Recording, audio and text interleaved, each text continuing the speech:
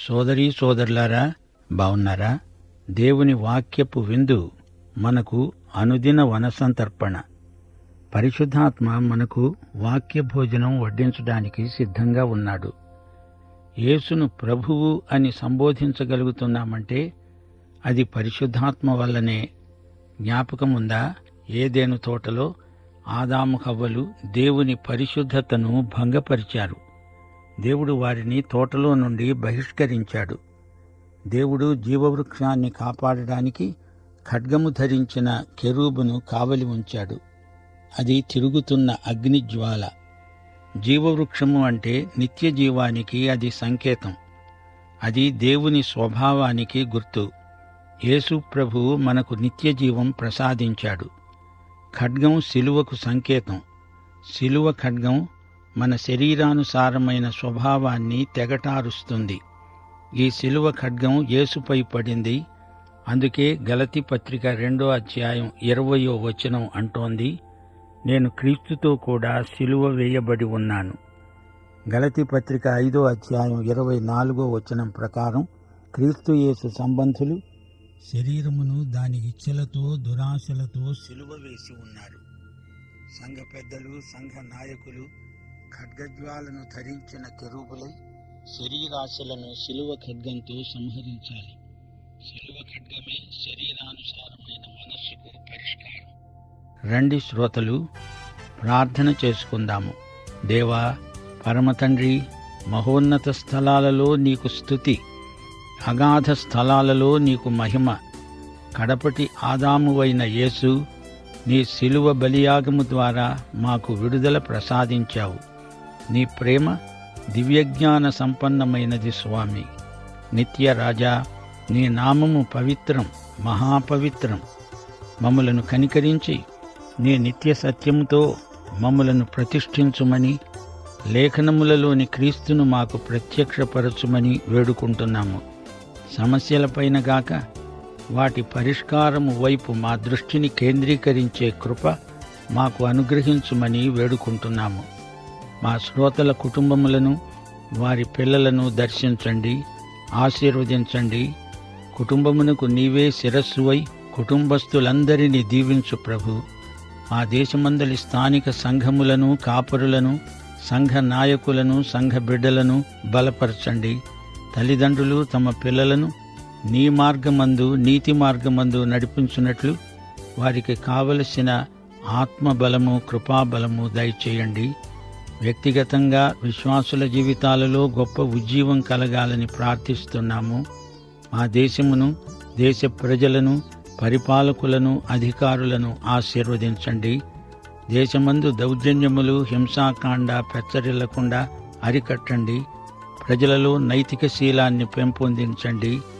నేటి వాక్య అధ్యయన ఆశీర్వాదములు మాకందరికీ మెండుగా దయచేయమని, మహిమ పొందుమని యేసుక్రీస్తు వారి శక్తిభరిత నామమున ప్రార్థిస్తున్నాము మా పరమ తండ్రి. ఆమేన్. సోదరీ సోదరులారా, నేడు మనం ఆదికాండం 34 పారాయణం చేయబోతున్నాము. ఈ అధ్యాయంలో మనకు కనపడే వ్యక్తులు ఎవరు? దీనా అనే యువతి, షెకెము, హామోరు. ఈ అధ్యాయం యాకోబు జీవితంలో ఒక చీకటి పుట. మానవుని కోపం ఎలా సమాజానికి కీడు చేస్తుందో ఈ అధ్యాయంలో చూడగలం. లేయా యాకోబుకు కన్న కుమార్తె దీనా. యాకోబు లాబాను ఇంటి నుండి వచ్చేశాడు, బాగానే ఉంది. కాని షెకెములో కాలయాపన చేయటం వల్ల అనర్థకాలు ప్రాప్తించాయి. వెంటనే వెళ్లిపోయి ఉంటే బాగుండేది. ఆదికాండంలో దేవుడు తన చిత్తాన్ని, అభిష్టాన్ని వెల్లడి చేశాడు. విశ్వాసులు అవిశ్వాసులతో పెండ్లి సంబంధాలు పెట్టుకోకూడదు, వియ్యమందకూడదు. దేవుని వంశం లోకంతో ఒకటైపోకూడదు. వీరు తమ ప్రత్యేకతను కాపాడుకోవాలి. దేవుడు తన బిడ్డల వ్యక్తిగత సంబంధ వ్యవహారాల విషయమై శ్రద్ధ కలిగి ఉన్నాడు. యాకోబుది పెద్ద కుటుంబం. మగపిల్లలు, ఆడపిల్లలు ఇంటి నిండా ఉన్నారు. ఆదికాండములోని పూర్వీకుల గాథల్లో కుటుంబాలలో వివిధమైన పొరపుత్యాలు, అపోహలు, పట్టుదలలు, కలహాలు పొడసూపినట్లు చరిత్ర చెబుతోంది. యాకోబు కుటుంబం, ఇస్సాకు కుటుంబం, ఈ రెండు కుటుంబాలలో ఎలాంటి గృహఛిద్రాలు వచ్చాయో మనకు తేటగా చూపబడింది. యాకోబు షాలేములో కొంతకాలమున్నాడు. యాకోబులో గొప్ప మార్పు వచ్చిన మాట నిజమే, కాని ఎదుగుదల చాలా మెల్లిగా జరుగుతున్నట్లు నిదర్శనలు ఎన్నో చూపబడ్డాయి. ఇస్సాకు కుటుంబంలో యాకోబు ఏశావులను బట్టి ఎన్ని సమస్యలో. ఇప్పుడు యాకోబు కుటుంబంలో తలెత్తిన సమస్యలు చూడండి. ఏ క్రైస్తవ విశ్వాసికి కూడా పరిపక్వత ఒక్కపెట్టున రాదు, క్రమేణా వృద్ధి చెందుతుంది. సౌశీల్యం అలాగే క్రమేణా అధికమవ్వాలి. మనము దేవుని కుటుంబంలోకి దత్తు వచ్చాము. మనలో అభివృద్ధి క్రమక్రమంగా రావాలి. పరిశుద్ధాత్మ మనలను సర్వసత్యములోకి నడిపిస్తాడు. మనమెన్నో బైబిల్ సత్యాలు నేర్చుకుంటాము. అయినా సీమోను పేతురులాగా తప్పటడుగులు వేయటం జరుగుతుంది. తొందరపాటు చేత పొరపాట్లు కూడా పొడసూపుతాయి. వాటిని బట్టి అగచాట్లు కూడా ప్రాప్తిస్తాయి.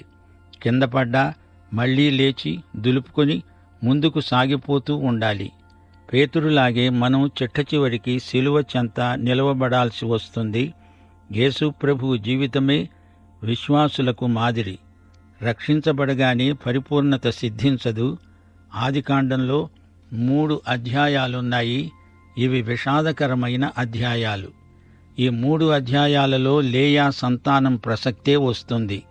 ఈ లేయా ఎవరు? లాబాను జ్యేష్ఠ కుమార్తె, యాకోబు పెద్ద భార్య.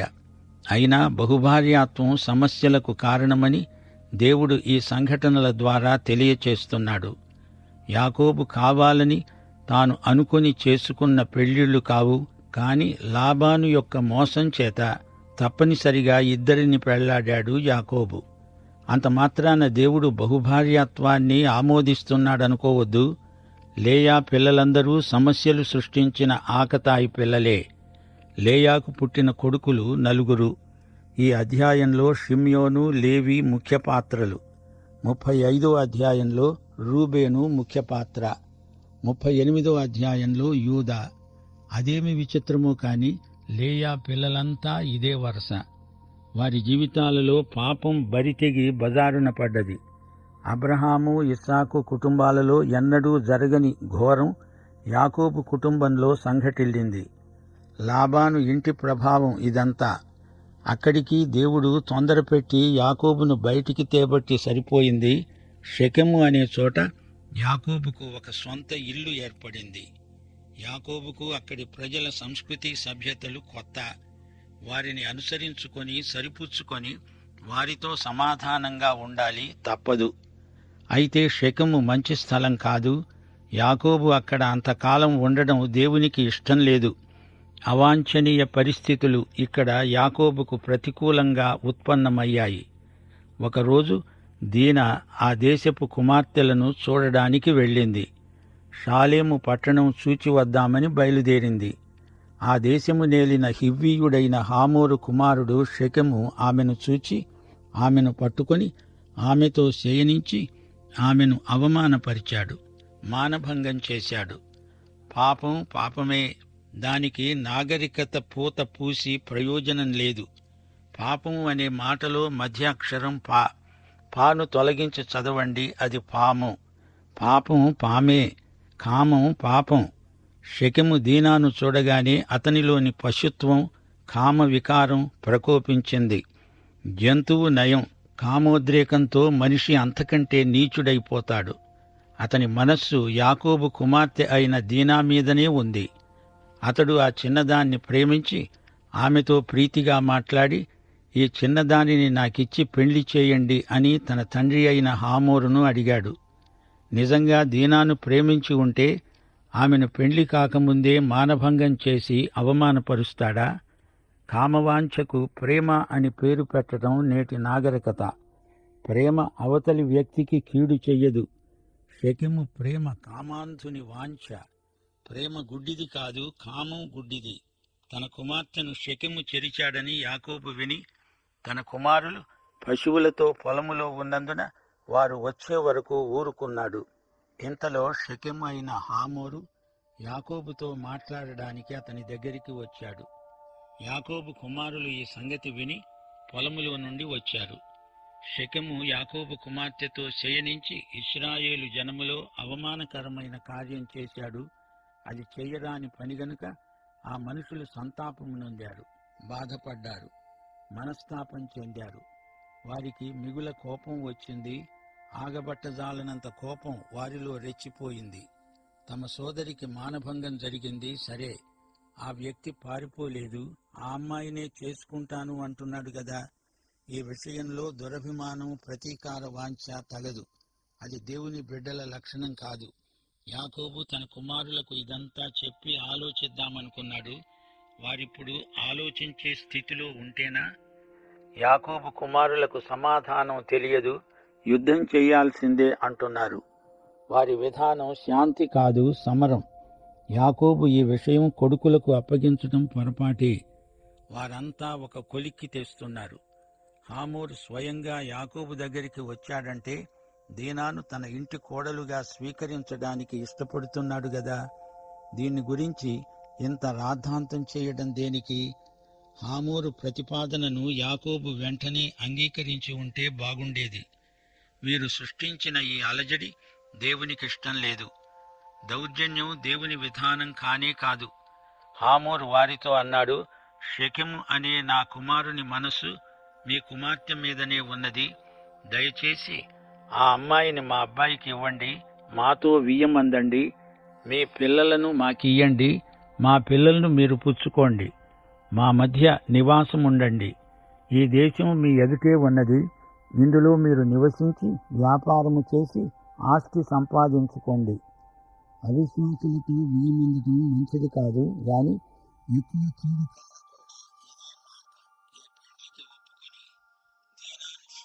ఇచ్చేయడం సరైన పద్ధతి. షెకెము కూడా అంటున్నాడు, మీ కటాక్షం నా మీదికి రానియండి, మీరేమి అడిగితే అది ఇస్తాను. ఓలి కట్నం ఎంతైనా అడగండి, మీరు అడిగినంత ఇస్తాను. ఆ చిన్నదాన్ని నాకిచ్చి పెళ్లి చేయండి. ఈ విధంగా షెకెము దీనా తండ్రిని, ఆమె సహోదరులను ప్రాధేయపడి అడిగాడు. ఇదంతా విన్నప్పుడు యాకోబు అర్థం చేసుకుంటున్నాడు, ఈ స్థలం విడిచిపెట్టి వెళ్ళడం మంచిది. అదే దేవుని చిత్తం. ఈ ప్రజలతో కలిసిపోవడం దేవుని సంకల్పానికి వ్యతిరేకం. అయితే తమ సహోదరి అయిన దీనాకు అతడు మానభంగం చేసినందున యాకోబు కుమారులు షెకెముకు అతని తండ్రి అయిన హామోరుకు కపటముగా ప్రత్యుత్తరమిచ్చారు. అన్నారు, మేము ఈ కార్యము చేయలేము, సున్నతి చేయించుకొనని వానికి మా సహోదరిని ఇయ్యలేము, అది మాకు అవమానం. ఈ కపటపు మాటలను యాకోబు వెంటనే ఖండించి ఉండాల్సింది.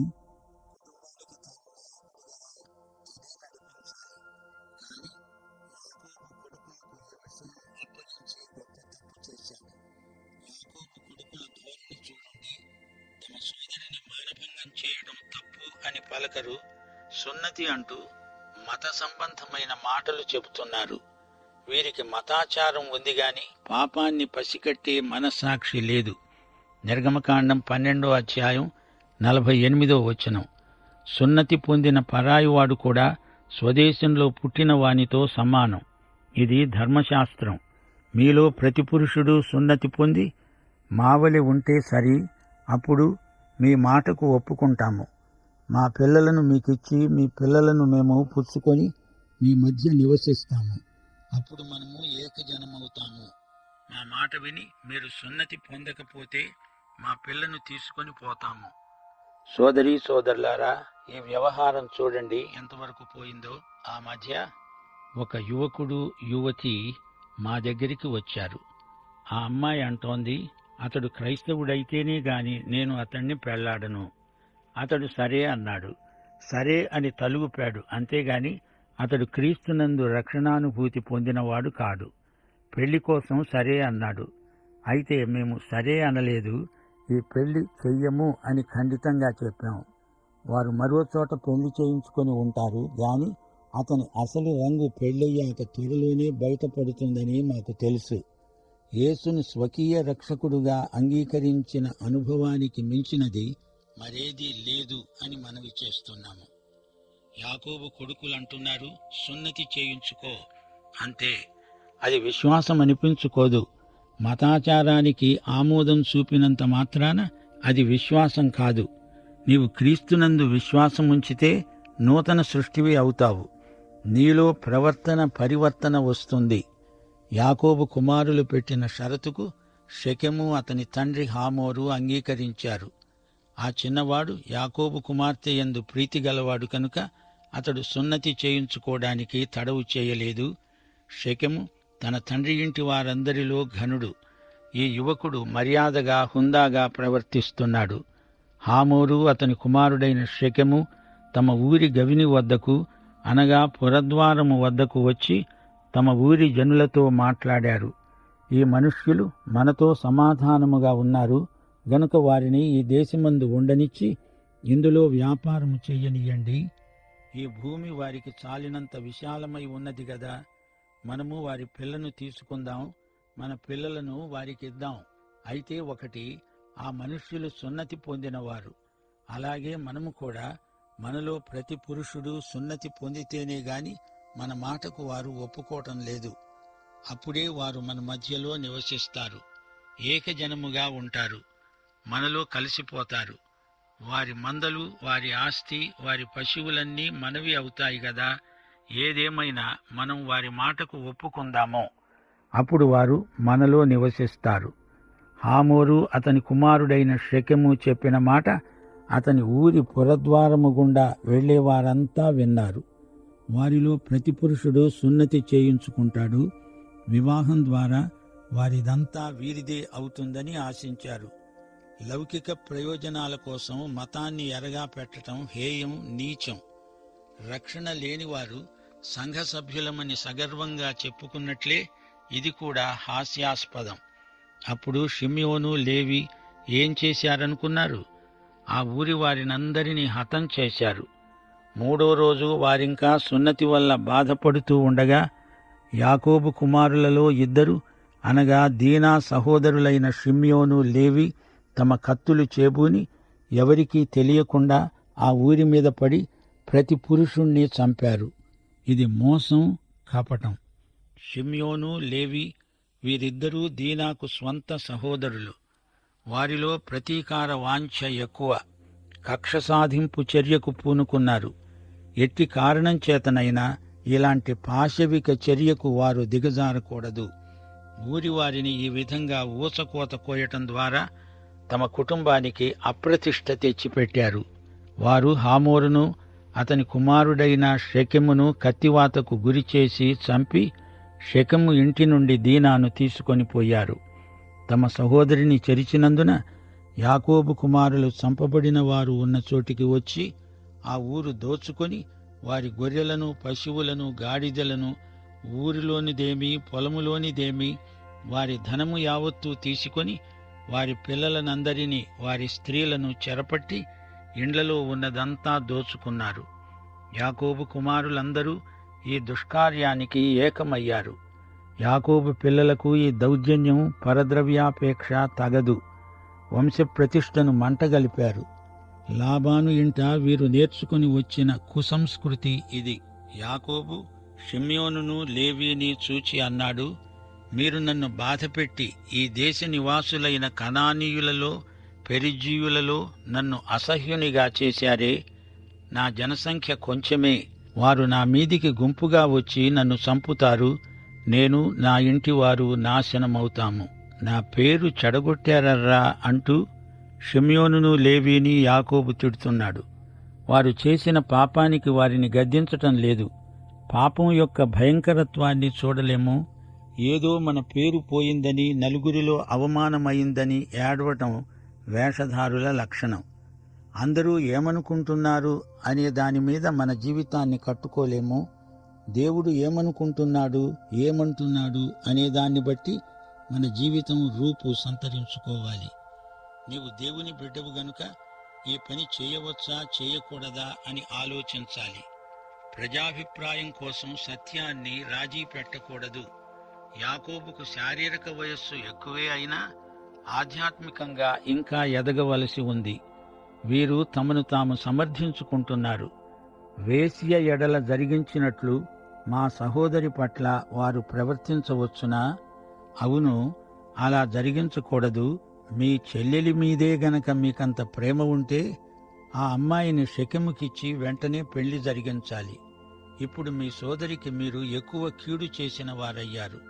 ఆమెను మీరే వేశ్యగా చేసి విడిచినట్లయింది. ఆలోచించారా? పైగా ఇది సాకుగా తీసుకొని మూక ఉమ్మడిగా అందరి గొంతులు కోస్తారా? ఇదెక్కడి న్యాయం? నేటి పాఠం రోమాపత్రిక 12వ అధ్యాయం 19 నుండి 21వ వచనం వరకు చదివి ముగిస్తాము. ప్రియులారా, మీకు మీరే పగ తీర్చుకొనక దేవుని ఉగ్రతకు చోటియ్యండి. పగ తీర్చటం నా పని, నేనే ప్రతిఫలమిస్తాను అని ప్రభువు చెబుతున్నాడని రాయబడి ఉంది. కాబట్టి నీ శత్రువు ఆకలిగొని ఉంటే అతనికి భోజనం పెట్టు, దప్పిగొని ఉంటే దాహమియ్యి. అలాగు చేయటం వలన అతని తల మీద నిప్పులు కుప్పగా పోస్తావు. కీడు వలన జయింపబడక మేలు చేత కీడును జయించు.